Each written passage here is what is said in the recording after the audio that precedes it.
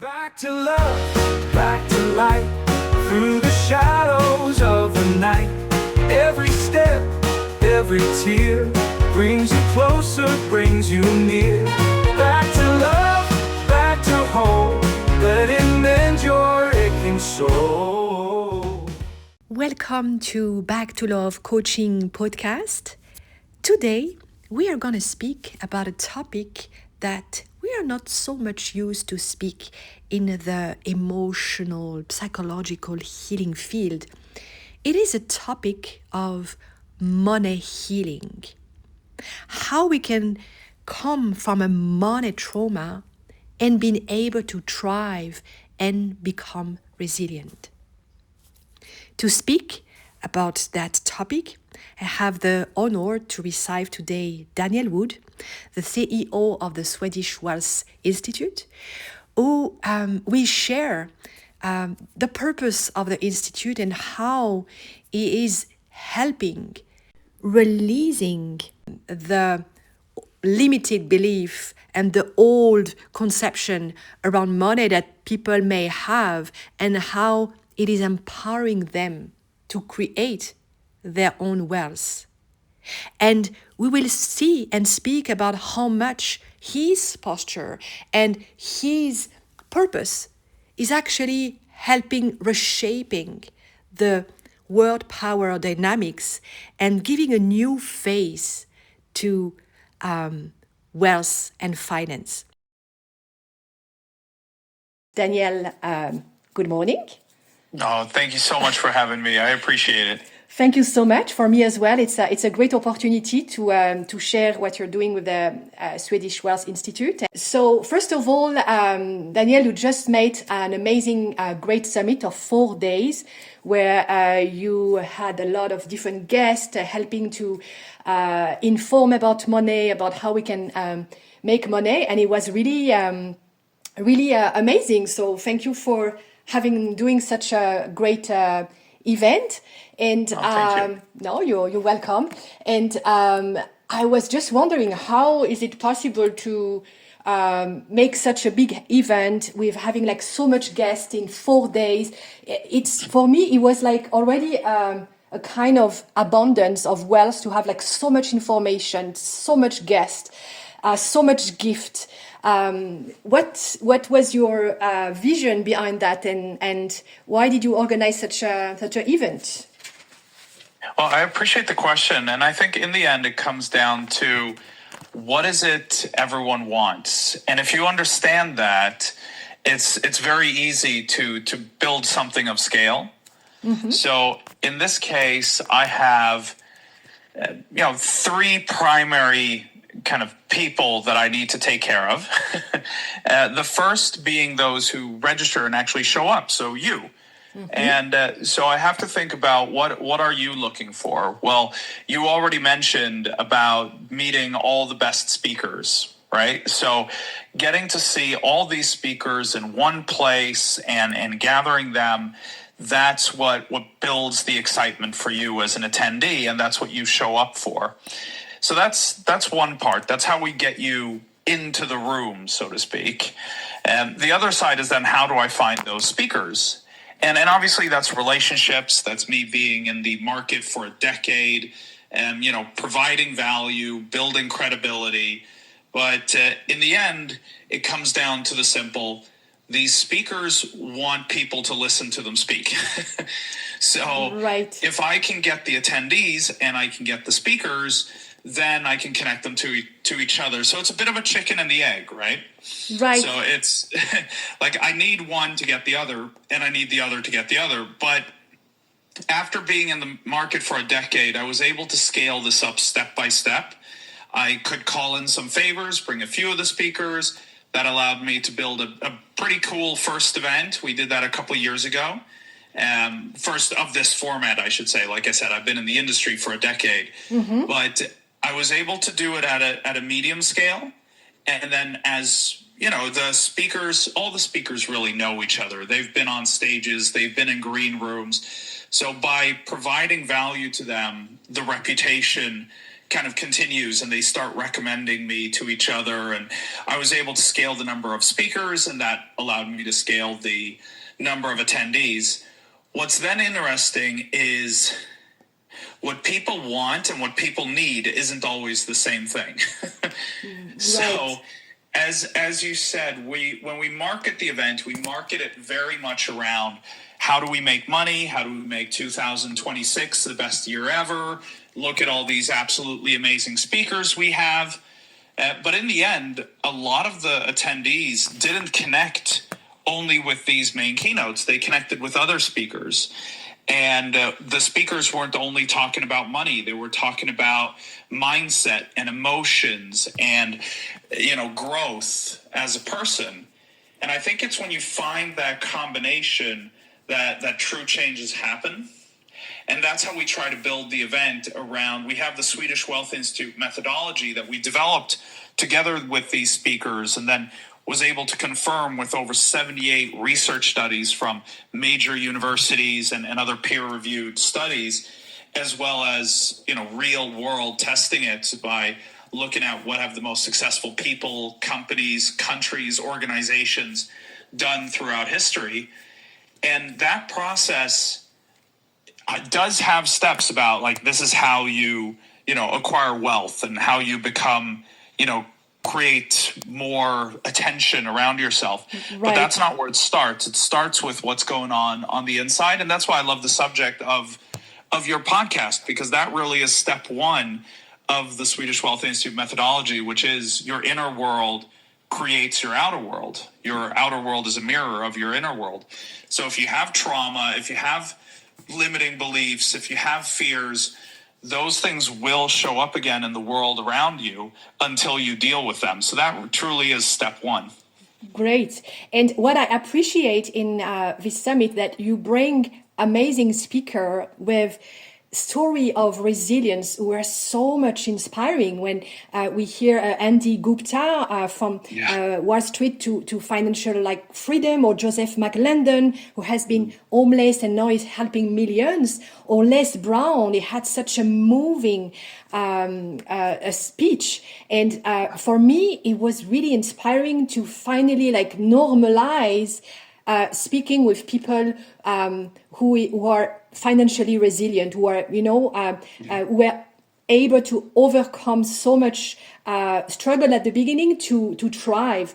And usually we think, okay, this is something special. But when you bring so many guests like that, you can't imagine the positive impact that you can have on others. At least on me, it really blew my mind. It really changed my way of looking at wealth, and also of you also in a way helped us to understand that there is not this binary world where there is the rich and the poor, and the rich have to help the poor. There is something so much deeper, so much more beautiful, that actually each person can build his own wealth and can himself uplift its life. And this is such a liberating message that you're sharing. Really, that's why I was really excited to get to know you, because you do really a sacred work, I believe, sharing this message around wealth and money. I appreciate it, and I agree. I think a lot of the pain, a lot of the conflict, a lot of the anger that's going on around the world now is caused by the fact that the middle class is disappearing. You have a growing group of people that are poor, and you have a very small group of people that are getting richer and richer. And obviously there's a frustration with the hoarding of wealth and these things.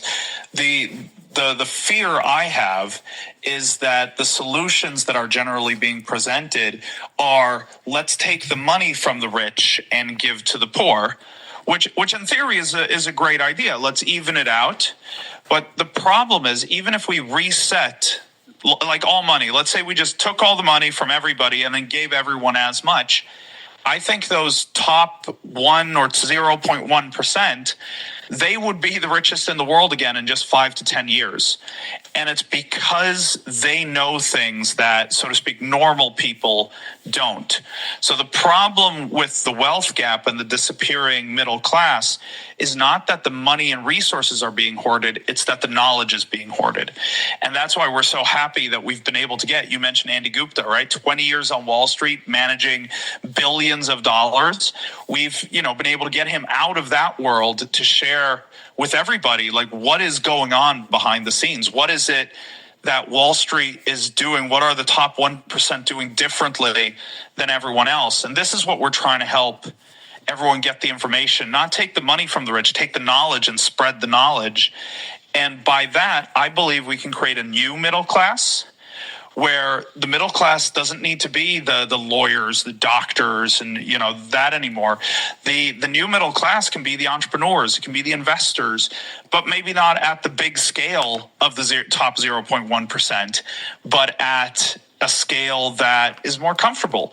Right. And people can control their own lives and decide, is money my number one driver? Yeah, all right, let's go and try to be a billionaire. But maybe you just want to have enough money to be able to travel or work with charity or work with projects that you're excited about, or not work at all, spend time with your family. And I think that is the new middle class. And especially with all the developments with AI and automation and robotics, in many ways, people don't have to work anymore. We just need to figure out, how do we harness this so it's not just 0.1% of the population that gets the benefit? How do we make sure that as many people as possible get access to this and can live that amazing life? Exactly. And what I see in the work that you're doing, that by empowering every single person to make its own wealth, you are actually helping to rebalance the power dynamics in a way that, as we spoke, that there is like this Manichaean world, that there is the poor and the rich.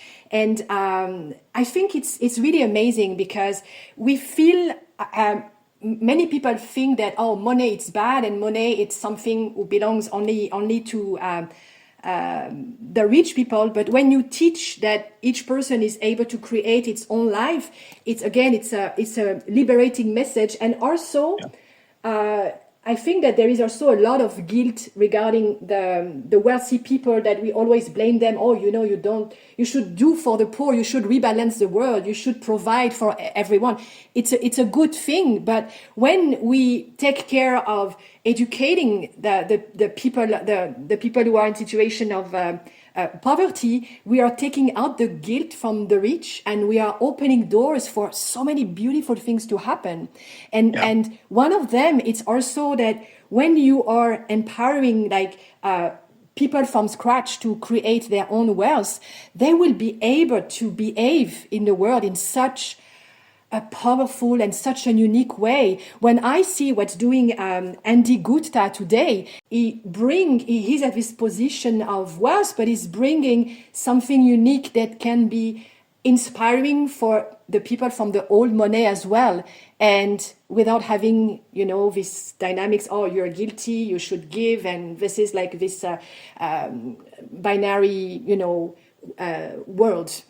Do you know what I mean? If I explain. Yeah, exactly. And I think there is a level of, if we can give education to everybody about how do you handle finances, how do you invest, how do you build a business, that will help at least most of the Western world. If they knew what they needed to do and saw the opportunities that were out there, that would change their lives. Now, there are certain parts of the world where, people can barely feed themselves. And obviously we need charity. We need to get the lowest level up to where they can actually take advantage of the opportunities. A lot of people in the world don't have access to, a mobile phone. They don't have access to the internet. They don't have access to water or food. So there is a certain level of, yes, we need to do charity.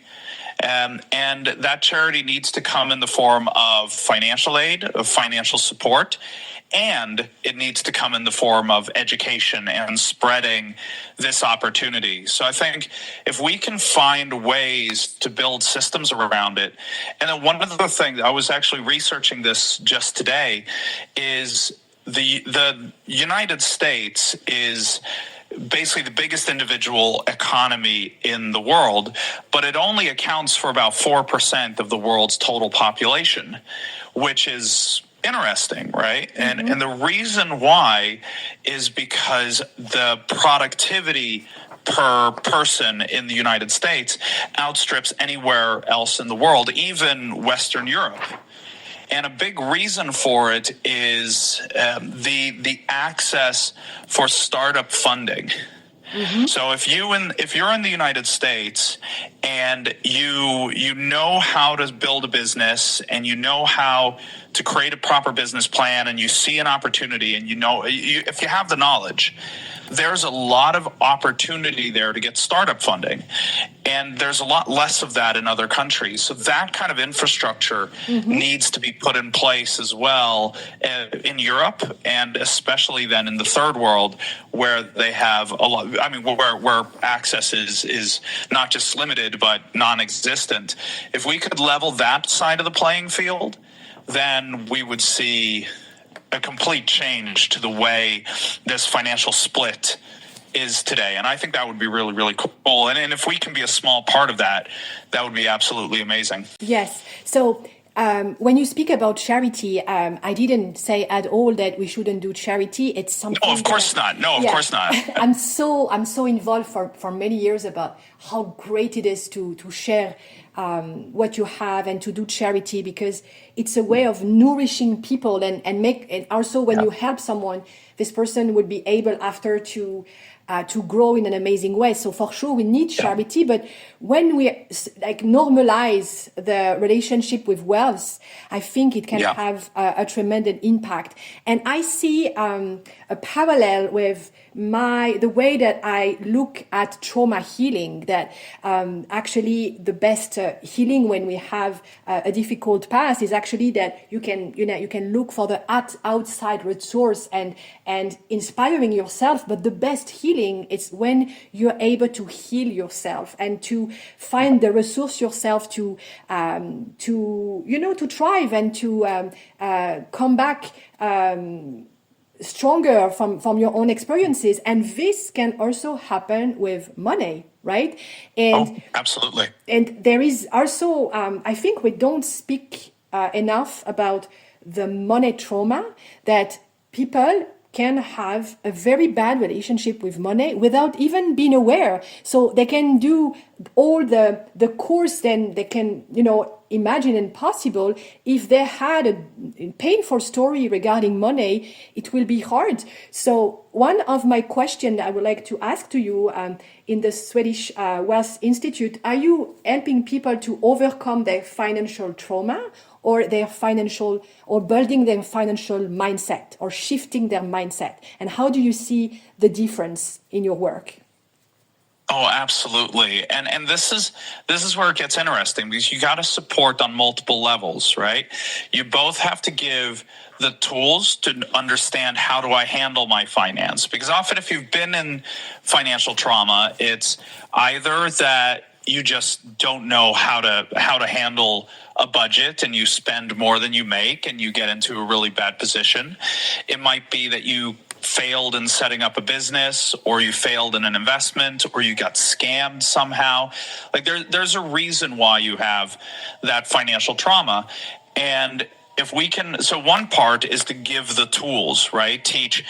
We partnered with the Rich Dad organization to bring the cash flow 101 board game. And that is very much about, how do I run a budget? How do I handle my finances? How do I think strategically financially?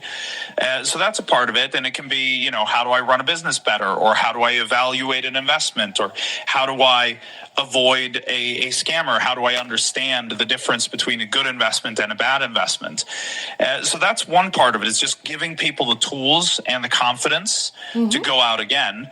But then there's the deeper work, right? It's the mental work on first overcoming the trauma and then rewriting your relationship with money. We have, well, you mentioned Joseph McClendon is amazing at that, right? Yes. He works with, he got a doctorate in neuropsychology. So he helps you rewrite a lot of your mindset. We have Dr. John DeMartini that works a lot around wealth mindset and how to overcome those past traumas. We also work with a gentleman called Ken Honda, who wrote a book called Happy Money, which is an absolutely amazing book about how to instead of seeing money as the root of all evil, or money doesn't grow on trees, or all these things we've been told growing up, to basically see money as a friend that will come into your life and will leave your life. And either way, you're happy that it visited, and you're happy that when it leaves, it usually gives you something else, right? It's a trade. So there's a very beautiful way of changing your relationship to money. So you have to work on both, all three of these levels, right? Both dealing with the trauma, rewriting your relationship to it, and then actually getting the skills to be able to manage it and not create new trauma. Right. Just what I want to nuance here, when financial mindset, you are like taking care of educating people and making sure they have an accessibility to all the tools so they can know that it's actually easy to make money.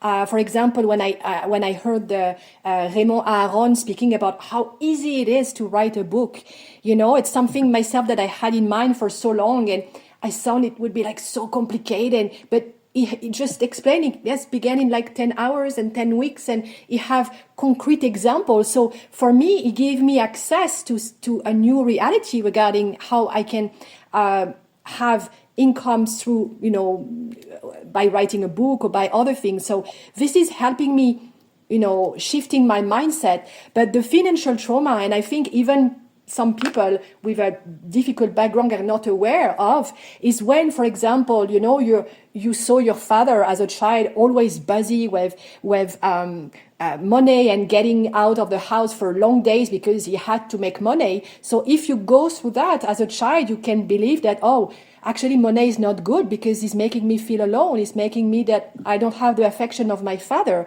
So when you have this kind of story regarding money, and you still work on your mindset, on your education and your accessibility to all the resources, if you don't treat this original pain with part of your story, with part of your trauma story, so you can't really have access to wealth. So all people are aware around you are all these difficult stories that we can have regarding money, or how you think about it, if I can make you summarized it really well, right? You're looking at all the different levels there, right? You learn from Raymond Aron how to write a book, and now that tool, those skills, gave you confidence and hope for the future.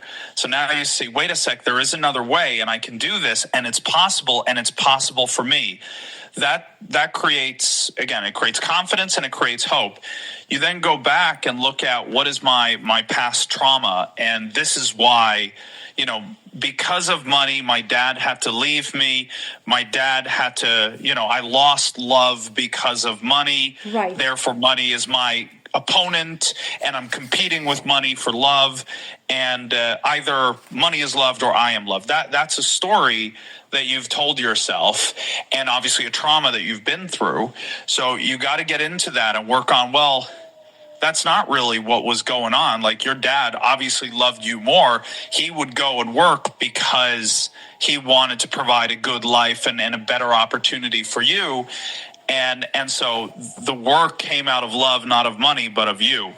So saying that is one thing, but actually getting to the bottom of it and working on that is very different. So dealing with that trauma is key. And then that third part is then, okay, so now, so Joseph McClendon speaks very well of this. It's like, right, when you break a limiting belief, when you're able to, kind of delete that story for yourself, you become like a blank sheet of paper, right? You've ripped that out, and he has a whole process that he'll walk you through for that, which is absolutely amazing. The problem for a lot of people when they go through that process is they will stop there, which means now they go out into the world as a blank sheet of paper. Well, what's going to fill that blank sheet of paper? Well, it's going to be all the other stories that other people are telling, and now you're going to have new limiting beliefs around it. So it's really important that when you clear that, when you clear the hard drive and become that blank sheet of paper, that you instantly pick up the pen and rewrite the new story, right? That money is my friend, that by getting money, I can spend more time with my family. I can give back to my dad who worked so hard his whole life for me. Now I can give him. I can make sure my mother is taken care of in retirement. I can give to charity. I can support people, or whatever it is the passion is. But it's important that as soon as you've dealt with the trauma, that you decide what is now my new story going to be. Exactly. And write that out yourself. Exactly. So what is doing the Swedish Wealth Institute? You take care of the financial mindset, education. You make sure that everyone has access and can understood how easy it is actually to make money, even from scratch. But there is a deeper level also that have to be done before, is actually healing your financial trauma and questioning your relationship with money. And maybe one of the last things that I want to tell, maybe you will agree with, that the more we will have self-made wealthy person, the more the charity will be big and great in the world. Because I believe that people who were able to struggle, to know what is poverty, what is to lack, when they become rich, they have this sensibility that maybe the old money is just not able to feel it, because they didn't have to feel what is when you can't pay your bills or you can't pay your things. So the more we have this wealthy new people coming from scratch, the more we can see beautiful act of charity spreading in the world. I don't know if you agree or you think I'm delusional, but that's how I see things.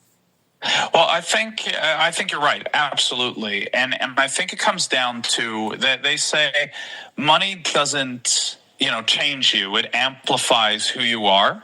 Right. So that means a bad person will have the capability of being worse if they have money, but a good person is able to do that much more good. And my fundamental belief is that most people are good at their core. And it's a little bit like, I don't know if you've seen the movie Bruce Almighty. No, but I will. Yeah. Well, it's an old movie. It's with Jim Carrey. Okay. He's got this mediocre life. He's got an average life, and he's just really frustrated because he feels stuck. Like he's not getting ahead, and it's like, this is what my life is going to be for the rest of my life, and he's not happy with it. Right. And he blames God for holding him back. Mm-hmm. And so finally God shows himself, and God is played by Morgan Freeman, who then says, Bruce, you will now have all my powers, and like I'm going on vacation. You are God now. Oh. And, Bruce freaks out, but, Morgan Freeman says, well, look, you said in one of, your rants against me that you could fix everything in 5 minutes if you wanted to. So show me. Well, now Bruce leaves with all the powers of God, and the first things he does is natural. He starts fixing everything in his own life, mm-hmm. and starts tailoring his life to finally get this dream life. And he spends a couple weeks as God, and then Morgan Freeman comes back and, kind of says, well, what have you done for anyone else? And he's like, well, I've been dealing with things in my own life. And that's not because Bruce is a bad person. It's just because basically he won the lottery. He won it in God powers instead of financially. But, if you fix your financial situation, the first thing you're going to do is you're going to deal with all the stuff in your own life. You're going to design your life the way you want it. But once he starts to learn and get past that initial phase, then he starts doing good for other people, and he becomes a very, good person. And these powers he now has allows him to do much more good than he was able to do ever before. Right. And so he takes things to that next level. And I think money works the same way, where, yes, as you struggle and as you overcome and as you start to build financial independence, you will start by fixing your problems, right? If your marriage has trouble because you're fighting about money, well, let's fix that. Let's, buy my partner more flowers and, take them on trips. And, we're going to do all the nice things. We're going to take care of my parents, and we're going to do this and we're going to do that. But once you get past that level and it's like, okay, we're stable, this works, like finances is no longer a problem, that's when I think people will, their gaze lifts and they start going, all right, now what can I do to have a bigger impact on the world? How can I help more people? And I think it will take time before they get there. There is a process. That's why that movie is so good. It really shows that mental process we go through.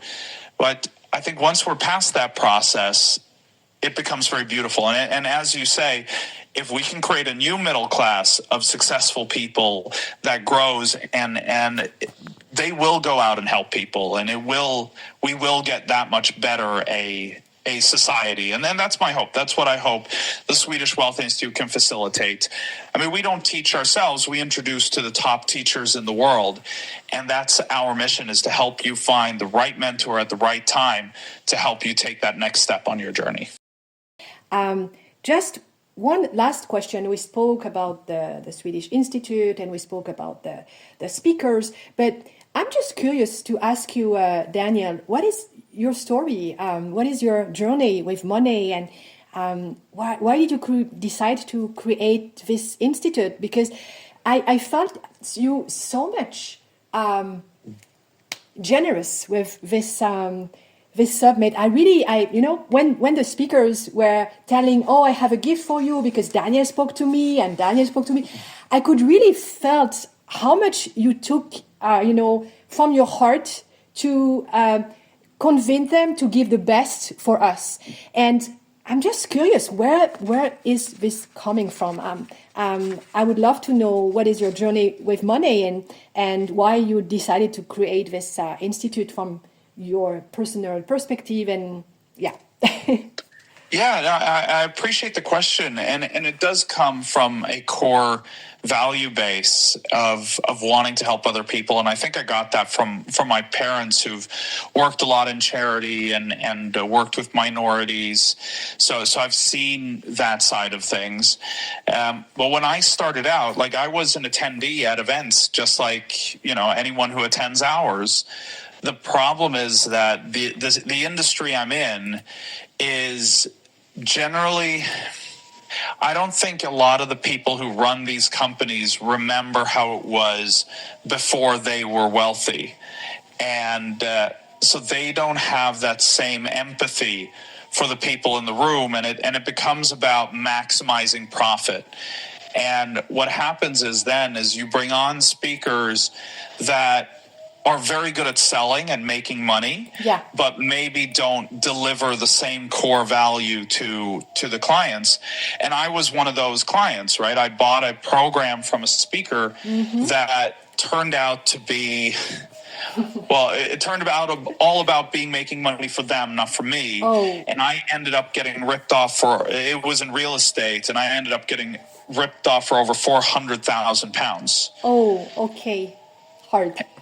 Yeah, and so my kind of journey back from that was first searching for, like, who can teach me, because I knew it was a lack of knowledge on my part. I knew I needed coaching, but I had also just lost £400,000, which wasn't all my money. It was investors that I had brought on. So I couldn't be spending more money to get coaching.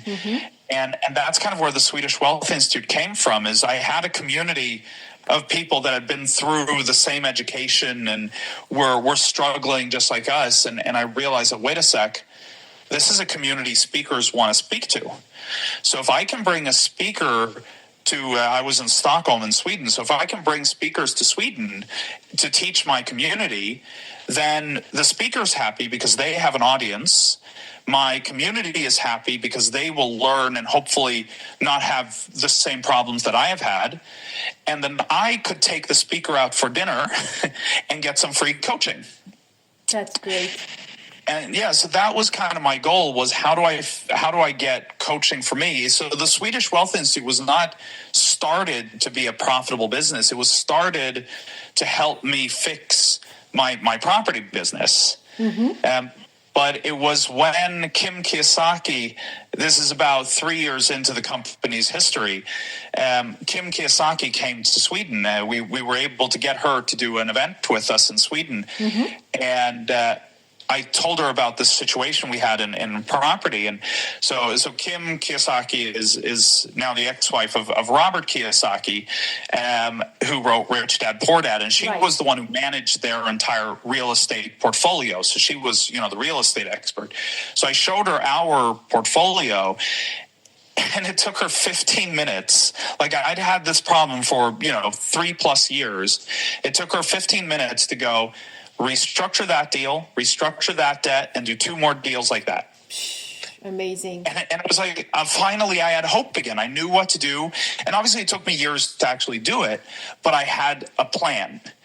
And that was when I realized that, wait a sec, a bad mentor cost me everything, right? It cost me my finances. It cost me friends. It cost me my home. I had to sell my home. Oh, wow. It cost me my marriage. Like, it cost me everything. And then Kim Kiyosaki could come in, a good mentor could come in and look at it and fix it all in 15 minutes. I mean, it couldn't give me back the years I had lost and the relationships I'd lost, but it allowed me to turn my life around, and it took her 15 minutes to do. And that is when I understood how incredible the Swedish Wealth Institute could be, because we could make sure that people aren't introduced to the bad mentors, instead only introduced to the good ones, and that the good ones could go into people's lives. And, that 15 minutes that they did for me, they could do for other people. And by that result, we could change lives at a huge scale. And thankfully, we've been able to expand greatly and work with Kim and with Robert Kiyosaki, and as you mentioned, Les Brown, and we had Nick Vujicic, who we work closely with, and we have Jack Hamfield and Brian Tracy and Janet Atwood and Marcy Shimoff, all these absolutely amazing speakers who allowed us to have this impact on people all over the world and continue to grow that impact. Great. And really, it's really something that we feel when you speak, and the way that this summit was organized, that you're here to help, you're here to inspire and not to sell, and I think it's amazing. You are actually coming from a struggle with money, and actually you are, expanding, radiating, helping others. It's really amazing. So it was really an honor for me to have you in my podcast, because really you are a light worker for me. You are taking this big issue about money, and you make it simple, you made it accessible, you made it fun. You speak with wealthy people, you have also an impact on them. You speak with people who come from scratch, and this is a great job that you're doing. Great, I would say something really sacred. So thank you so much, and I wish that the Swedish Wealth Institute will be more known, and you will expand more. What are your next coming event, if I may ask you? So we have an event here at the end of February, and then we have one again at the beginning of March, a couple in April. So we have different types of events pretty much every month this year. There'll be a little bit of a break over the summer and then a break over Christmas. But outside of that, we'll have different summits with, different messages, different parts of what we call wealth, which is all the parts of life, relationships, health, money, career, your mission, your spiritual development. So we'll touch on all of them throughout the year with different events. Okay, so I also mentioned for our listeners that in the comment below, you will be able to find links where you can go and visit the Swedish Wealth Institute. You can also be part of the community for only 27 francs. And as soon as I have seen, it's really amazing. And just wait till the 2.0 comes out. You're going to love that. We just made the biggest investment in company history outside of marketing. And we're developing the version 2.0 of the community, which will be absolutely incredible and allow us to truly create an individualized journey to help you succeed with your path and connect you to all the right people on that path. Great. And an idea comes to my mind, what you should do in, 5 years from now, 10 years from now, you should ask each person who came to learn from you, from the Institute, and ask them, okay, what is your situation right now financially? That you can have like a proof, like something who can be so inspiring to show that, okay, these people came by us and look, they are financially free. They have their own business. That could be amazing. And I'm pretty sure that that's going to happen. Oh, I love that. And it is something we have in our plans that you will actually get an email in about 6 months asking about your progress and where you're at. And, if you've started to have real difference in your life, we'll actually ask to interview you for our social media. Great. Thank you so much, Daniel Wood, for having been my guest. I just want to tell my listeners that you are also invited to go on my website, Back to Love Coaching, to have more information about what I'm doing and why I'm speaking about so much different topics in the world of emotional trauma, and money is one of them. I hope you enjoy it, and that's it. So, Daniel, thank you so much, and I wish you the best. Right back at you. Thank you so much for having me. Thank you. Bye. That was Back to Love Coaching podcast. Thank you so much for having been here today. You are warmly invited to have a look on my website, www.backtolovecoaching.com, and to discover the different programs that we have to heal from the past. We have also one-to-one sessions possibilities. And regarding the topic of today, the money healing, the money thriving through the Swedish Wealth Institute, all the links are in the descriptions below. Thank you so much and have a great day.